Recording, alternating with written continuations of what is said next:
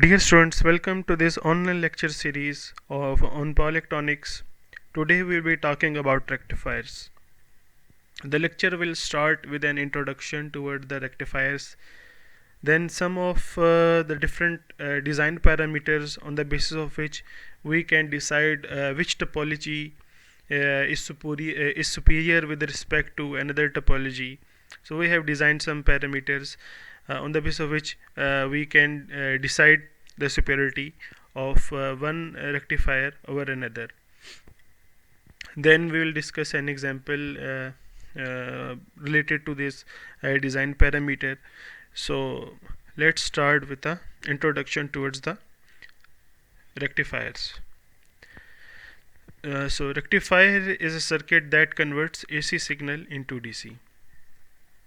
It is an example of AC to DC converter. Previously, we used mercury arcs for the purpose of rectification.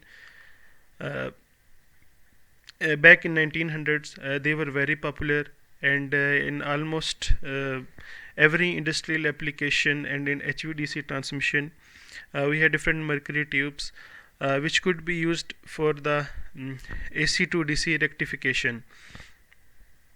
But in 1970s, when semiconductor devices like diode, transistors, thyristors, and other semiconductor devices were invented, that's when we shifted from the mercury tubes towards the diode rectification. There can be diode rectification or thyristor rectification. We will discuss that in another lecture, but today we will be discussing on diode rectification. So based on the type of the input supply, there can be two types of rectifiers: single phase rectifier or either three-phase rectifier. The rectifiers can further be classified as half-wave rectifiers and full-wave rectifiers. As the name depicts, in a half-wave rectifier, only half cycle of an AC will be converted into DC. A half-wave rectifier can be shown in figure 1, and this is the circuit for an half-wave rectifier. You can see that we have an input source, and in series a diode has been attached. It will rectify one half of the AC wave and will block when the polarity of the signal will change. For example, this if this polarity comes, so in that case this diode, it will go into reverse biasing, and it will not allow any waveform to pass through it. So this waveform here, this will be rejected, and only this positive half cycle this will be obtained at this point at the output. So and the second type is the full wave rectifier. In full wave rectifier, both of the cycles, the positive half and the negative half of an AC signal, can be converted. Here you can see. Another thing is that you can see that in the full wave rectifier, the frequency of the signal has doubled as compared to its original. Which means that if the frequency of the original sinusoidal signal was f, so after rectification, the frequency of output will be 2f. And this figure 2, this shows the circuit for an full wave rectifier. We are very much familiar with this type of circuit that we have previously discussed in our lower classes and in FSC level as well. So let's move on toward our next slide and see what do we have. So design considerations.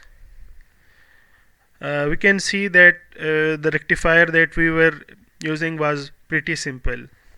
uh, we had only an AC source and a diode in series with it, nothing else. But rectification is not as simple uh, as this very basic symbolic circuit represents.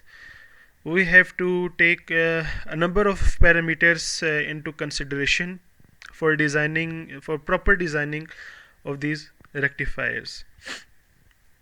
So what are those? First of all, most importantly, the rectifier that we have the diode D shown here.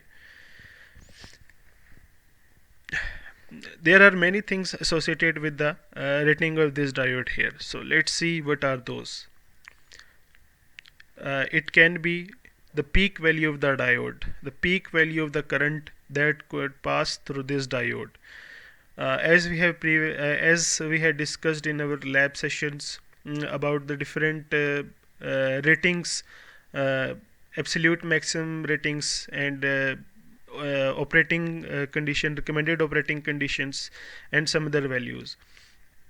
So similarly, in those data sheets, we are also given these values: the peak value, average value, RMS value, and the peak inverse value. For example, in case of TLP251, we had seen the diode used here. It has a peak inverse value of 5 volt.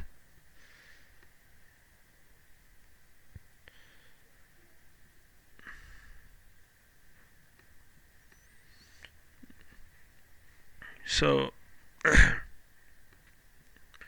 this diode has a peak inverse voltage of 5 volt, and in hand drawing I could not draw a BJT, so that's why I drew a MOSFET.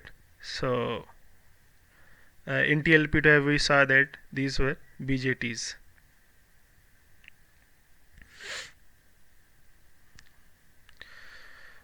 Okay, so some other values associated with the surge value is the surge value. So we will discuss these in upcoming slides, that what do each term mean and what is their significance. So first of all, these ratings, these ratings of diodes, in that we have to decide the peak value of the diode, then its average value, then its RMS value, and the peak inverse voltage that will appear across this diode, and then the surge value of the current. So you have seen that in the previous circuit there was no no type of filtering done. Just after rectifier, a resistor or a load was attached. But this is not how we are going to supply voltage to our load, or to whatever application that we are using as a load. In that case, we need a filter, an output filter, which will smoothen this pulsating DC into a nearly constant or average value of DC. Okay, so to remove ripples, we need to use a filter as output.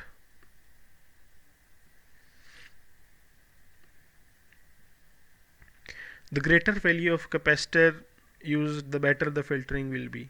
The greater the value of this capacitor, which means the maximum amount of ripple content will be absorbed through this capacitor, and a nearly smooth and exactly DC waveform can be achieved at output. So, but are there any issues associated with this value of capacitor? What do you think? I mean, if the greater the value of a capacitor implies that the output will be smooth and nearly DC, exactly DC. So why not I always go for the greatest possible value of capacitor?